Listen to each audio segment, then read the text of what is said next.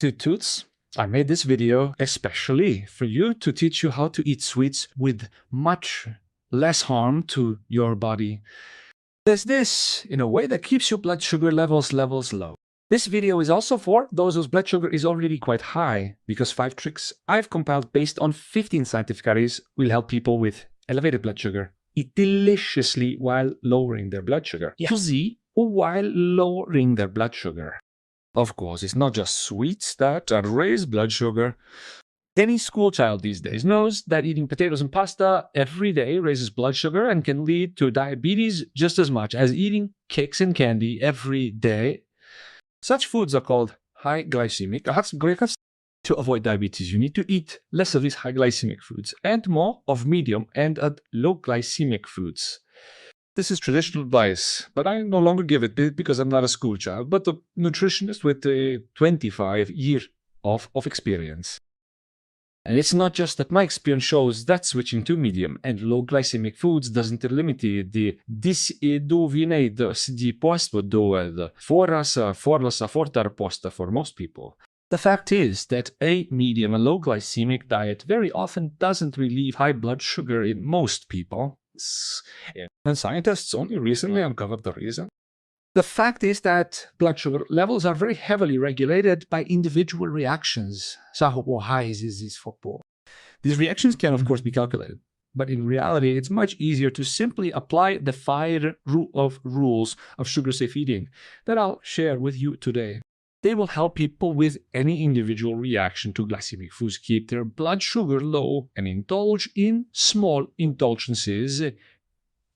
Small sweets. So, recent research has definitively proven that all this outdated and highly scientific talk about high and low glycemic foods says nothing at all about how high your blood sugar will rise from, say, a banana. On average, bananas are considered a moderate glycemic food, meaning they shouldn't raise blood sugar very high, while cookies, on the other hand, are considered extremely high glycemic, meaning they should cause a significant spike in blood sugar. To further demonstrate the advantages of moderate glycemic foods over high glycemic ones, scientists fed the people bananas and cookies and calculated the amount of banana and cookie they ate so that they would each provide the same amount of sugar. But when the scientists looked at the blood sugar rise graphs, it turned out that reality completely contradicted this theory. Blood sugar rises from identical foods are highly individual. Look at the blood sugar rises in 2 real participants in this study.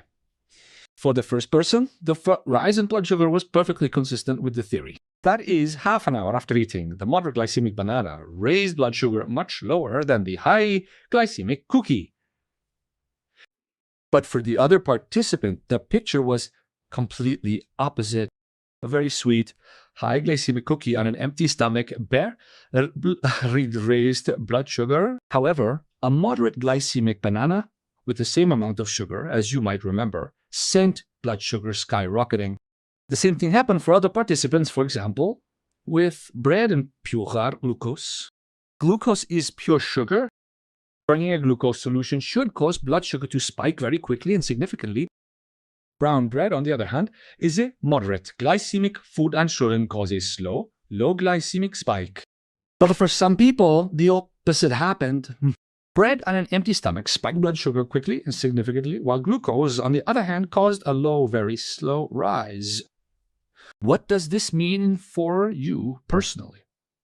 In practice, if you regularly eat foods that cause your blood sugar to rise quickly and significantly and stay there for a long time, you gradually develop insulin resistance. This means the body is forced to respond to every sugar spike with an increasingly higher surge of insulin. Then the body cells gradually become accustomed to insulin and stop responding to it. That is to taking sugar from the blood on insulin's command. This is insulin resistance, and it leads to persistently elevated blood sugar levels both after meals and on an empty stomach, gradually leading you into the sweet embrace of diabetes. Now, imagine, for example, that you have an individual reaction to brown bread, bananas, and several other similar moderate glycemic foods that, in theory, should be safe and not raise blood sugar. But that's only according to glycemic index tables in theory. But in reality, these seemingly safe foods actually spike your blood sugar, which gradually causes insulin resistance. Voila, prediabetes is already knocking at the door. Even though you seem to be eating a moderately glycemic diet and following scientific guidelines, science itself is constantly evolving. It's increasingly demonstrating the need to tailor food choices to each individual. After all, the way each individual food raises your blood sugar is influenced by your gut microflora, sleep and stress, physical activity, and diet in the preceding hours and days, as well as medications and the ingredients of your meal.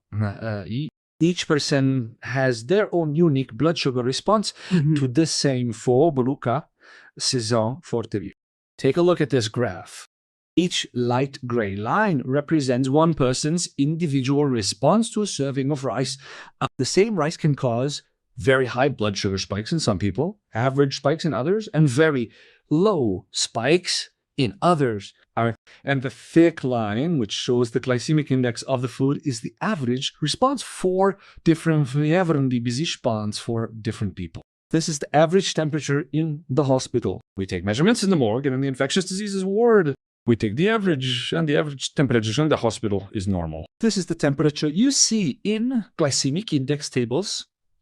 But this glycemic index figure in a general table says nothing about how different foods will raise your blood sugar.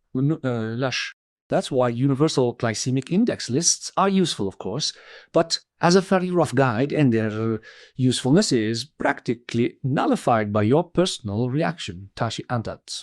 And only now have I brought you to the understanding of the problem. If you have elevated blood sugar despite any diet, and especially despite a supposedly healthy low glycemic diet, the problem may be your individual reactions to certain foods. Isituka. You may eat very healthy and well, but certain healthy foods can cause your blood sugar to spike sharply, and this constantly disrupts your sugar regulation system.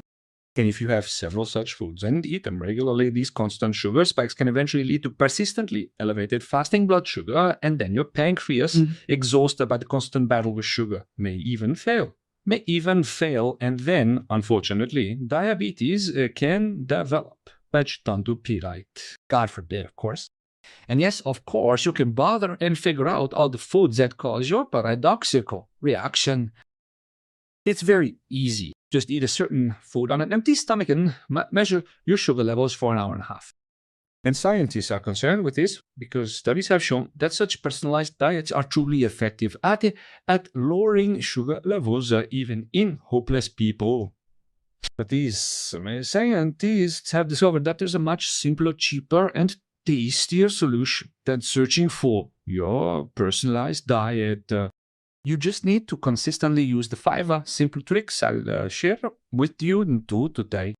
These tips will help you eat any food without spiking your blood sugar too much, eliminating the need to identify foods that trigger paradoxical reactions. EBS. For those with a sweet tooth, these same 5 tips will allow you to indulge occasionally without causing significant harm. Using these 5 simple tips, we've long been able to satisfy our clients' sweet tooth.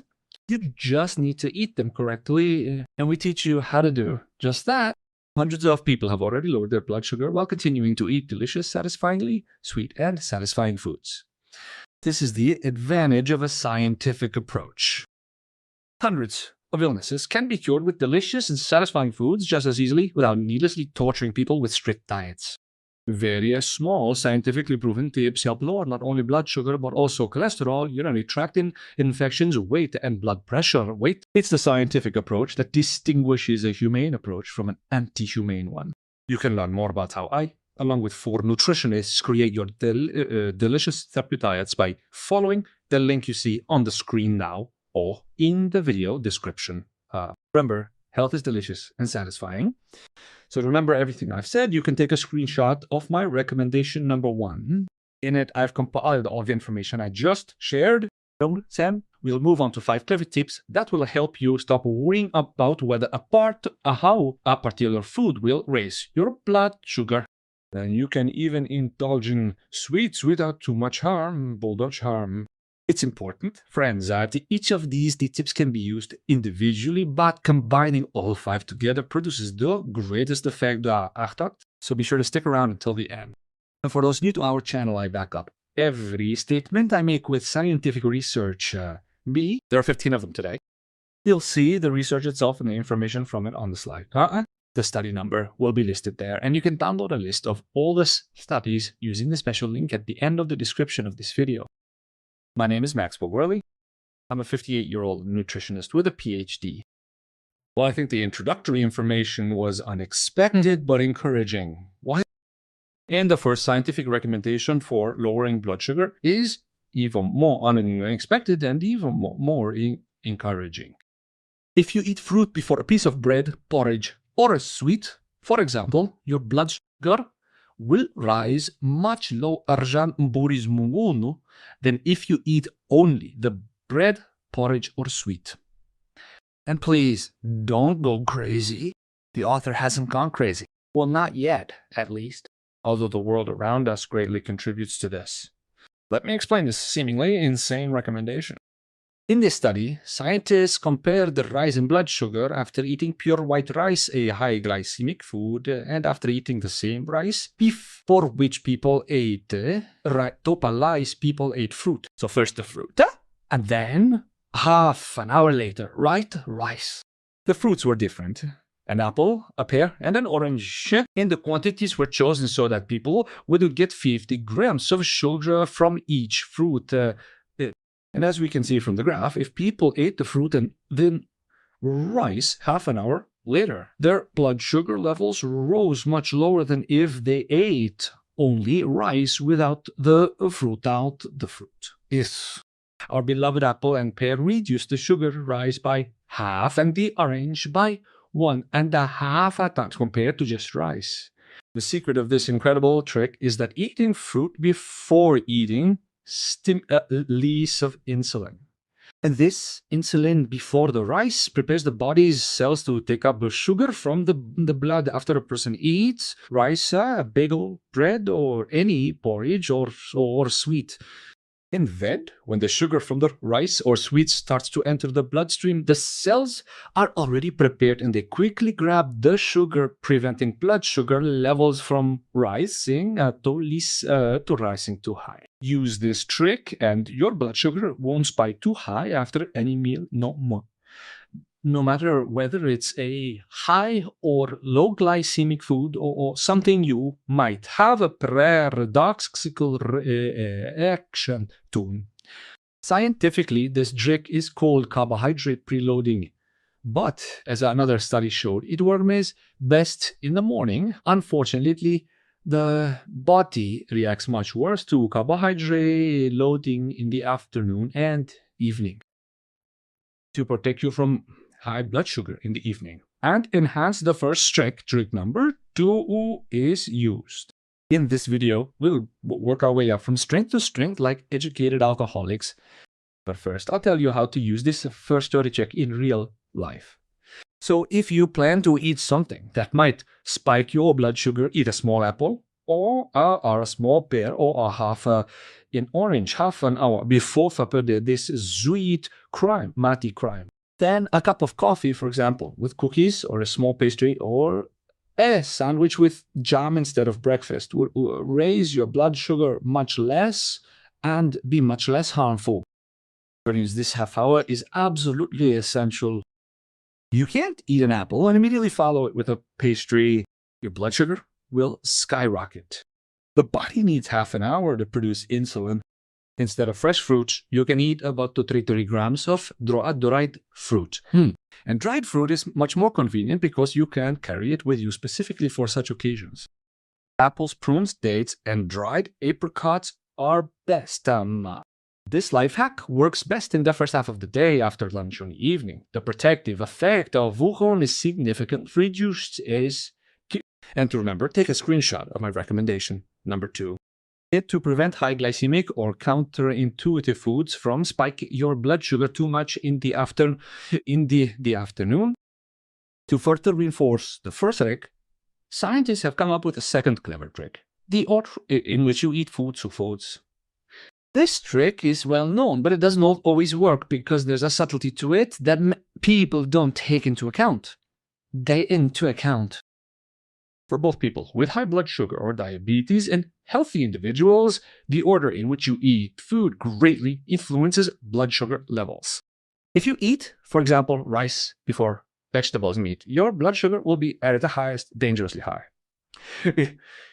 But if you eat vegetables before rice, and then say a protein product, meat or a fish, your blood sugar will rise significantly lower. However, if you eat a protein product and vegetables first, they can be eaten together in any order and then eat. For example, rice, potatoes, or a sweet, your blood sugar will be significantly lower than after the rice or sweet. Or if you eat protein, rice, and vegetables together, as people usually do, mixing them.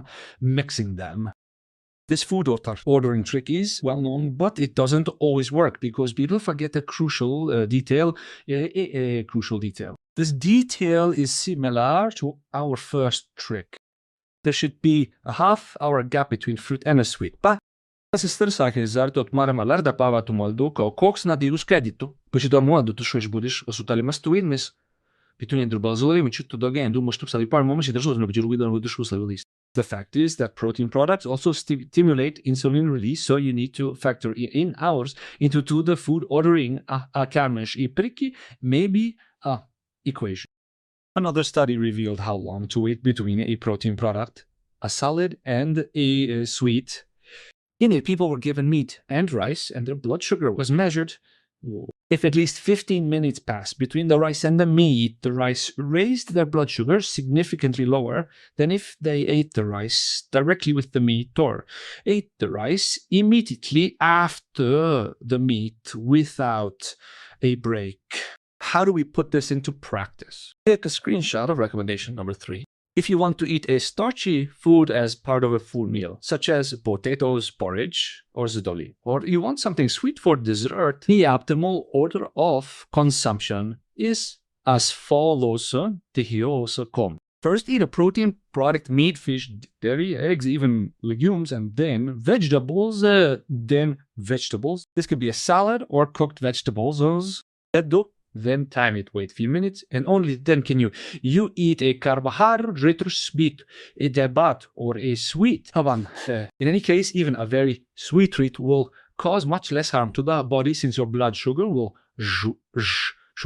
rise lower. This trick is especially useful for birthdays because it allows you to avoid skipping the birthday cake. First, eat vegetables, meat, and fish with everyone else. Then wait 15 minutes maximum. During this time, your insulin levels rise for 30 minutes. The hostess brings in the birthday cake. The birthday boy blows out the candles and you eat the cake practically without any harm. I hope you've taken a screenshot of recommendation number 3 and don't rush because there are 2 more recommendations that will further enhance the effectiveness of these first 2 tricks. Be sure to watch the video until the end. But for now, here's a very important thing. Let me remind you that sugar is often the lesser of 2 evils when it comes to sweets. To minimize the harm that sweets can do to your health, you need to choose them wisely. Every store-bought sweet, even one from a good, expensive bakery, contains several ingredients that are very harmful to your health in addition to sugar. I've created a special video based on 41 scientific studies about all the details about store-bought sweets that the confectionery industry carefully hides from you. It's called Sweetness Without Payback, and you'll find the link in the description. Be sure to watch this video. But if we're talking about truly healthy sweets, there are healthy sweets. Then it's dried fruits. For example, I shared a video based on 5 scientific studies about how dates reduce the incidence of diabetes in both healthy people and those with already elevated blood sugar as bigger. You'll find a link in the description. And dates aren't the only fruits with these properties. By the way, if you'd like to watch a video about different dried fruits, which are healthier, which are worse, how best to eat them, how much to eat them, what to combine them with, please leave a comment about dried fruits. 2. I'll be aware that this topic is hot and I'll make a video about it soon. You're right. Dried fruits, despite their sweetness, prolong life, and even reduce the incidence of diabetes. In this 2024 study, the incidence of diabetes was reduced in those who ate dried fruits. That's why the therapeutic diets that the doctors at our project and I calculate based on 14 scientifically proven health benefits often include dried fruits. If you choose them wisely and eat them in the right combination with other foods, this delicious treat becomes part of a therapeutic diet. Clearly, each case must be considered individually, especially for those with blood sugar and other hormonal imbalances. That's why 2 of our now nutritionists are endocrinologists, meaning they specialize in hormonal health. We approach each diet plan exactly as recommended by science. That is, strictly and individually. We don't have any predefined templates, only scientific rules. But first, we explore every detail of your well-being. From the condition of your skin and hair to your sleep, digestion, oral health, and so on. Then we thoroughly study what exactly you eat and how. To do this, before calculating your diet, you complete 2 very detailed and scientifically validated questionnaires. At the same time, we review your test results and medical examinations.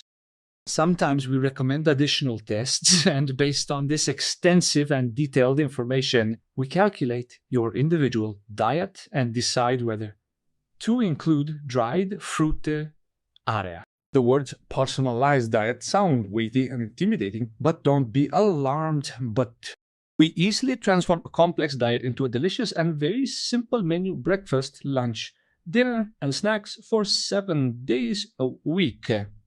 This doctor-prescribed menu helps you recover much faster as it takes into account how food combinations and their consumption at different times different illnesses. This menu is an additional service. If you purchase the individual diet plan and menu separately, it will cost $50 or $180. But for the summer, to give you all the time to get healthy, we've created a special bonus. It's called the Summer Combo. Instead of $180, you get $155 for the diet and menu. And especially for summer, we've developed a convenient, smartphone-friendly delivery phone. So now your healthy meal fits comfortably in the pocket of your summer shorts. And you can eat healthy on vacation anywhere. The link to the Summer Combo bonus program is now on the screen, and you'll find it in the description. Sign up quickly. It's only valid until the end of August 2026 and now. From this sweet to my heart ad, we'll move on to 3 more tricks that will help further lower your blood sugar after sweets and starchy foods. And the 3rd trick is regular vinegar. Adding vinegar to vegetables or a salad will additionally reduce a rush in blood sugar. This is a primitive and simple remedy, but its effectiveness has been confirmed by dozens of modern studies. How to use this trick in practice. Take 1 to 1.5 tablespoons of vinegar and then either add it to your vegetables or salad, or simply dilute it with water and drink it immediately before meals. Obviously, be very careful with vinegar if you have reflux disease, heartburn, colon, gastritis, stomach ulcer, stomach ulcers, gastroparesis, or dental problems. You might have already guessed the 4th trick when we talked about individual reactions to the same food at the beginning. Look again at the graph of blood sugar increases after eating freshly cooked and chilled rice. Despite all the individual differences, freshly cooked rice raises blood sugar much more than chilled rice. You've probably heard this before, but don't skip ahead because you probably haven't heard about two crucial subtleties that can render this trick completely useless. And these two subtleties are always missed by bloggers who simply rehash other people's information without reading the research themselves. So it's possible you haven't heard of these subtleties at all and are needlessly chilling your rice, potatoes, or pasta. But on my channel, you get first-hand information from someone who personally reads dozens of studies to prepare each video, specifically to provide you with the most useful, visible, substantiated, structured, and user-friendly information. For example, screenshots of my recommendations. And to support my enormous efforts to make you healthier, all you need to do is lift a finger right now, raise your hand, and hit the subscribe button and the bell so you don't miss other helpful episodes. And if you want to support the channel even more actively, you can become a sponsor directly on YouTube. Also, there's a super thanks button or the sponsorship feature for that. Our sponsors, both on YouTube and on the Boost and Patreon platforms, receive their own sweet perks. You'll find links to Boost and Patreon in the description. And a huge thank you to everyone who supports the channel. I hope I have sufficiently whetted your curiosity about our tip number 4. Explain two subtleties that people often overlook. It's common knowledge that any porridge, potatoes, or pasta raises blood sugar after cooling, not just less than freshly cooked ones. No, they raise your blood sugar to a level that's safe and therefore indeed or bluntly to diabetes. That's how much cooling changes starchy foods. But what does this vague word cooling mean? Cooling. It's not just taking them out of the pan and letting them cool. And it's not just chilling them in the refrigerator. That's right. Chilled starchy foods raises blood cells because some of their starch is converted into what's called stomatnahed or spot resistant starch. It differs from the regular starch in these foods in that it isn't digested in the stomach, or more precisely in the duodenum. And when starch becomes resistant, it's no longer broken down into sugars in the duodenum and small intestine, and therefore doesn't raise blood sugar. Instead, resistant starch reaches the large intestine unchanged, where it's consumed by beneficial bacteria, and this makes both your bacteria and you healthier. The more resistant starch forms in your porridge, potatoes, or pasta, the less regular starch these foods contain, which raises blood sugar. Therefore, properly chilled foods raise blood sugar much less. Two subtleties are important here. First, for the maximum amount of resistance on starch to form the new and brothers to classifier. Potatoes or porridge need to be kept in the refrigerator at a temperature of 2 to 5 and 6 degrees Celsius for at least 24 hours. Otherwise, the whole point is lost. And if you forget the second subtlety, you'll ruin all your... The second subtlety is that if you reheat porridge or pasta after cooling, all resistant starch revert to regular starch, just azetu, and your blood sugar rises just as much as after freshly cooked potatoes or porridge. But chewing cold porridge or potatoes is, frankly, terrible. It's better not to eat them at all. No, friends. You can and should eat it. To make a cold food less repulsive, simply take porridge or potatoes out of the refrigerator a couple of hours before eating and let them warm to room over temperature without reheating them in the microwave or on the stove. This will ensure that all the resistant starch remains resistant. Take a screenshot of my recommendation number 4. In it, I've combined the last 2 tips, and we'll move on to the final tip, which will help you increase your blood sugar levels, meaning lottale nuri. Lottale peoples even further. But before we move on to this final 5th scientific tip, I'd like to remind you that the overall background, the entire diet has a significant impact on how your blood sugar rises. So blood sugar rises. As you've already seen, even the order and timing of your meals can affect how your blood sugar rises. Therefore, I suggest you check how your overall diet affects your blood sugar and 5 other health parameters typogem. These include cancer risk, excess weight, the body's ability to eliminate toxins, and acidification and inflammation. And you don't even have to leave the comfort of your couch to do it. You simply take my simple and free online quiz. Click the link you see on the screen now, and you'll find it in the description.